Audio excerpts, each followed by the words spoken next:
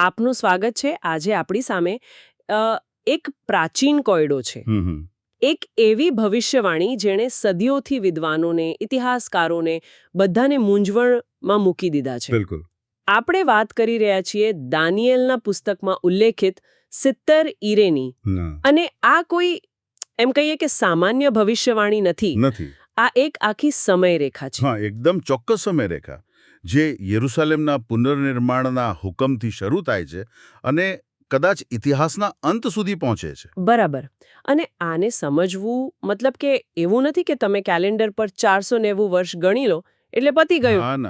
આ તો એક જટિલ તાળું ખોલવા જેવું છે જેના માટે આપણને સાચી ચાવીઓ શોધવી પડે. તો આજની આપણી ચર્ચાનો હેતુ એ જ છે.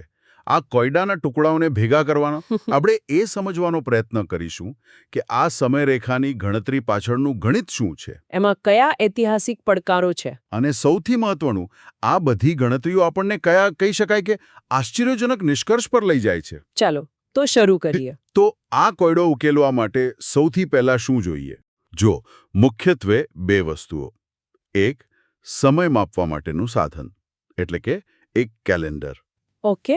અને બીજું, એ સમયરેખા ક્યાંથી શરૂ થાય છે એ બિંદુ, પ્રારંભિક બિંદુ. હા. અને મજાની વાત એ છે કે આ બંને બાબતોમાં જ સૌથી મોટા મતભેદ છે. ઓકે, તો ચાલો પહેલા સાધનથી શરૂ કરીએ. આપણી ઘડિયાળ એટલે કે વર્ષની ગણતરી. હવે આમાં શું ગૂંચવણ હોઈ શકે? વર્ષ તો વર્ષ હોય, 365 દિવસનું. અહીં જ પહેલો વળાંક આવે છે. કઈ રીતે? આપણા સ્રોતો સ્પષ્ટ કરે છે કે બાઇબલના સમયમાં, જેમ કે આપણે નોઆના સમયના વર્ણનમાં જોઈએ, તો વર્ષ 360 દિવસનું ગણવામાં આવતું હતું. એટલે 30 દિવસના 12 મહિના. બરાબર. પણ એમાં એક સમસ્યા છે.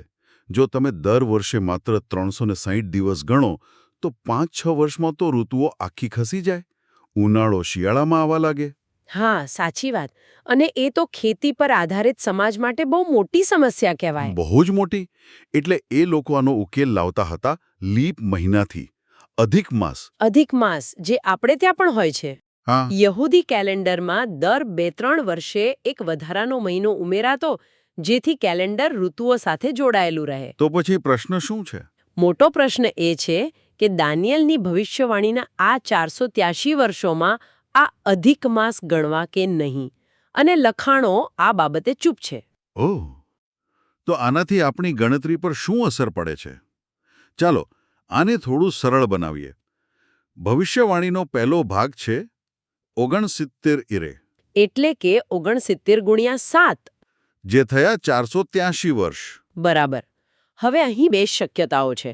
જો તમે 483 વર્ષને સીધા જ આપણા આજના 100 વર્ષ માની લો તો એ 483 વર્ષ છે. સિમ્પલ. પણ જો તમે 360 દિવસના હિસાબે ગણતરી કરો તો 483 વર્ષ એટલે 1,73,880 દિવસ. ઓકે. અને આ દિવસોને જ્યારે તમે આજના 100 વર્ષ એટલે કે 365.2422 દિવસ વડે ભાગો તો જવાબ શું આવે ખબર છે? શું? લગભગ 476 વર્ષ. વાહ! એટલે શરૂઆત કરતા પહેલા જ આપણી પાસે 7 વર્ષનો તફાવત આવી ગયો. બિલકુલ. એક ગણતરી 483 વર્ષની છે અને બીજી 476 વર્ષની. આ તો બહુ મોટો ગાળો કહેવાય. ખૂબ મોટો.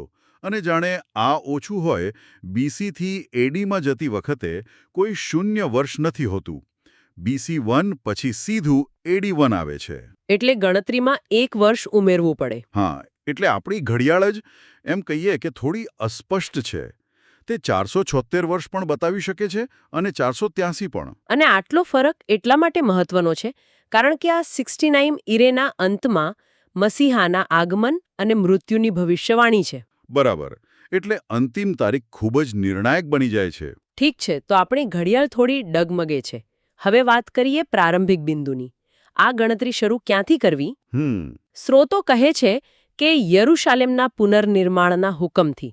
આમ તો આ સ્પષ્ટ લાગે છે, નહીં? લાગે છે, પણ છે નહીં. કેમ? અહીં જ બીજો મોટો ગૂંચવાળો શરૂ થાય છે. ઇતિહાસમાં યરુશાલેમના પુનર્નિર્માણ માટે એક નહીં પણ ઘણા હુકમો થયા હતા. ઓકે. પણ આપણા લખાણો બે મુખ્ય શક્યતાઓ પર ધ્યાન કેન્દ્રિત કરે છે. બંને પર્શિયન રાજા અર્થહસ્યસ્થાના શાસનકાળના છે. કઈ બે શક્યતાઓ? પહેલી, હુકુમ તેના શાસનના 7મા વર્ષમાં થયો, અને બીજી, હુકુમ તેના શાસનના 20મા વર્ષમાં થયો. ઓકે, 2 સંભવિત તારીખો. પણ રાજા ગાદી પર ક્યારે બેઠો એ તો ખબર જ હશે ને? એવું આપણે માનીએ, પણ ઇતિહાસકારોમાં એ બાબતે પણ મતભેદ છે. અરે વાહ! કેટલાક માને છે કે BC 464માં અને કેટલાક માને છે કે BC 474માં. એક મિનિટ, આ તો હદ થઈ ગઈ. હા, એટલે આપણી પાસે 2 અલગ અલગ ગણતરી પદ્ધતિઓ છે, 476 અને 483 વર્ષ. બરાબર. અને 4 સંભવિત પ્રારંભિક બિંદુઓ છે. આ તો આંખે પાટા બાંધીને રૂબિક્સ ક્યુબ સોલ્વ કરવા જેવું થયું. અમે બરાબર સમજ્યા. અને આ જટિલતા જ આ વિષયને આટલું રસપ્રદ બનાવે છે. તો આટલા બધા વિકલ્પો સાથે કોઈ નિષ્કર્ષ પર પહોંચી શકાય ખરું? જ્યારે તમે આ બધા સંયોજનોને ચકાસો ત્યારે કેટલાક રસપ્રદ પરિણામો મળે છે. આપણે દરેક 8 પરિણામોની વિગતમાં નહીં જઈએ, એ ખૂબ જટિલ થઈ જશે. હા, એ તો છે.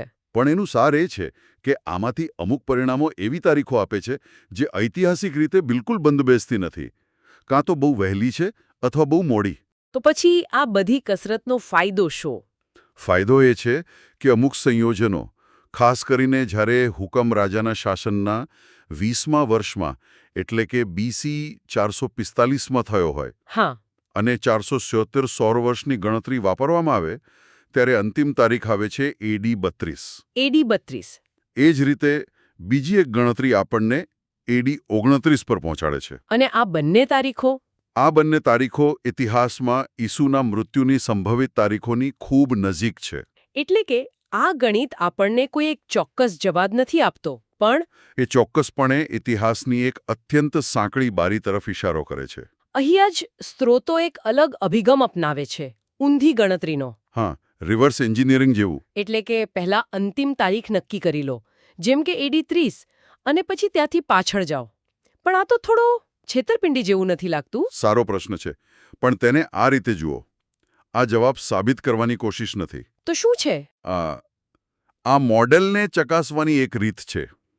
જો આપણે એક ઐતિહાસિક રીતે સંભવિત અંતથી શરૂ કરીએ અને પાછળ જઈએ અને આપણો જવાબ પણ ઐતિહાસિક રીતે સંભવિત શરૂઆતની નજીક આવે, તો એ આપણા મોડેલને વધુ મજબૂત બનાવે છે. બિલકુલ. તે દર્શાવે છે કે આ સંખ્યાઓ માત્ર રેન્ડમ નથી. સમજાયું. તો આ બધી જટિલ ગણતરીઓ પછી આપણે 69 ઈરેના અંતની નજીક પહોંચીએ છીએ. પણ ભવિષ્યવાણી તો 70 ઈરેની છે. હા. પેલું છેલ્લું 7 વર્ષનું ઈરે ક્યાં છે? આટલી બધી મહેનત પછી વાર્તા અધૂરી કેમ લાગે છે? અને અહીં જ આખા વિશ્લેષણનો સૌથી મોટો અને સૌથી ચોંકાવનારો વળાંક આવે છે. એ શું છે? લખાણોમાં જે દલીલ છે તે એ છે કે છેલ્લું પાનું ગાયબ નથી થયું. તો તે હજી લખાયું જ નથી.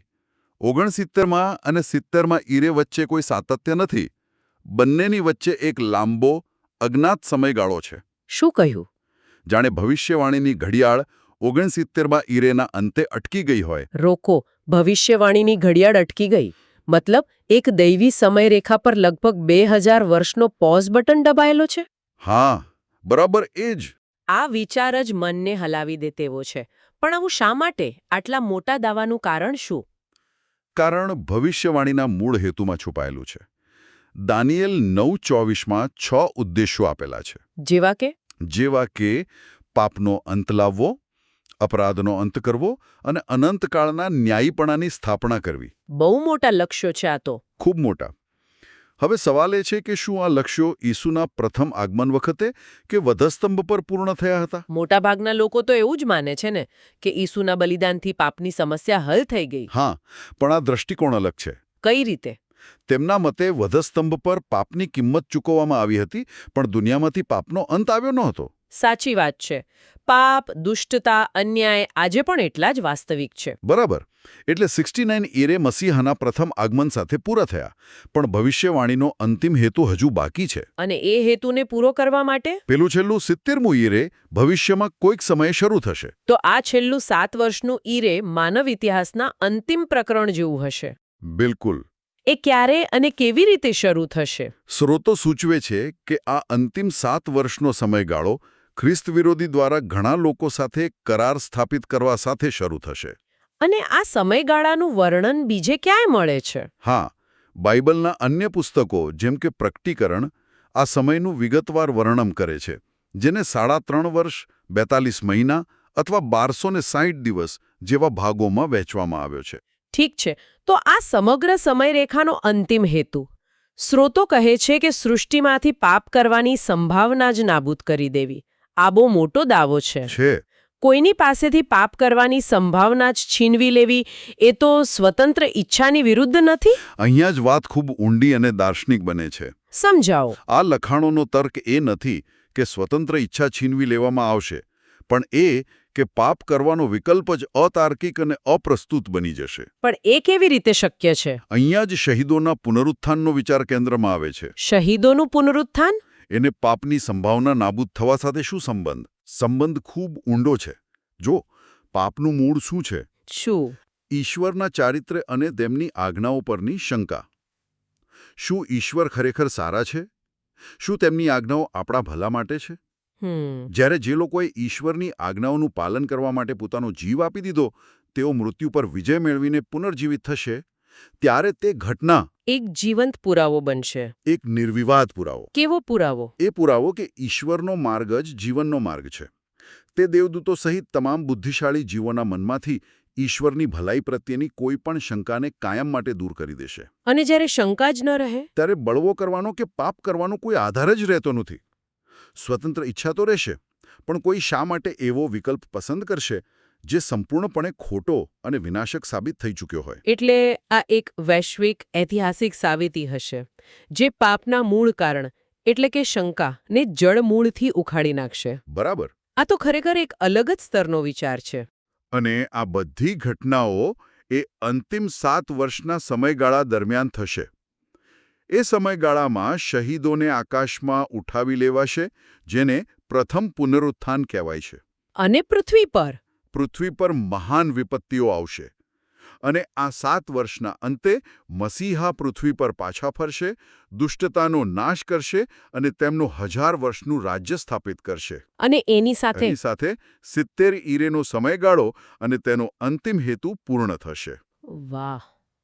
તો ચાલો આખી વાતનો સારાંશ કાઢીએ. આપણે એક જટિલ ગણિતના કોયડાથી શરૂઆત કરી, જેમાં અલગ અલગ કેલેન્ડર્સ અને ઐતિહાસિક તારીખોની ગૂંચવણ હતી. આપણે જોયું કે કેવી રીતે વર્ષની લંબાઈ જેવી એક નાની વિગત પણ સમગ્ર સમયરેખાને બદલી શકે છે. અને પછી આપણે એવા નિષ્કર્ષ પર પહોંચ્યા કે આ સમયરેખા સળંગ નથી. હા, 69માં અને 70માં ઈરે વચ્ચે એક મોટો લગભગ 2000 વર્ષનો વિરામ છે, જે ભવિષ્યવાણીને ભૂતકાળ, વર્તમાન અને ભવિષ્ય સાથે જોડે છે. આ વિશ્લેષણ એ દર્શાવે છે કે આ જેવા ધાર્મિક ગ્રંથો કેટલા જટિલ અને બહુસ્તરીય હોઈ શકે છે. ખરેખર, આપણે એક ગાણિતિક કોયડાથી શરૂઆત કરી અને અંતે સ્વતંત્ર ઈચ્છા અને બ્રહ્માંડમાંથી પાપની સંભાવનાને નાબૂદ કરવાના ગહન દાર્શનિક વિચારો સુધી પહોંચ્યા. મૂળ વિચાર એ છે કે પ્રાચીન પર્શિયાથી લઈને ઇતિહાસના ભાવિ અંત સુધી એક ભવ્ય દૈવી યોજના છે, જે ચોક્કસ ગણતરી કરેલા સમયગાળાની આસપાસ ફરે છે. બિલકુલ. તે માત્ર ભૂતકાળની આગાહી નથી, પણ ભવિષ્ય માટેના એક અંતિમ ધ્યેયનો નકશો છે. એક એવા બ્રહ્માંડની સ્થાપના જ્યાં પાપ અને દુઃખનો કાયમ માટે અંત આવે. બરાબર. અને શ્રોતાઓ માટે એક વિચારવા જેવો પ્રશ્ન છોડીને જઈએ. સ્રોત મુજબ અંતિમ સમયમાં ઈશ્વરની ભલાઈ એવી રીતે સાબિત થશે કે તે જીવોમાંથી પાપ કરવાની સંભાવના જ દૂર કરી દેશે. આનો અર્થ શું હોઈ શકે? એ બ્રહ્માંડ કેવું હશે જ્યાં શ્રદ્ધાની જરૂરિયાત ઓછી થઈ જાય, કારણ કે ઈશ્વરની ભલાઈ એક સાબિત થયેલું ઐતિહાસિક તથ્ય બની ગયું હોય? જો શંકા અશક્ય બની જાય તો તે પ્રેમ, પસંદગી અને આપણી પોતાની ઓળખના સ્વરૂપને કેવી રીતે બદલી શકે?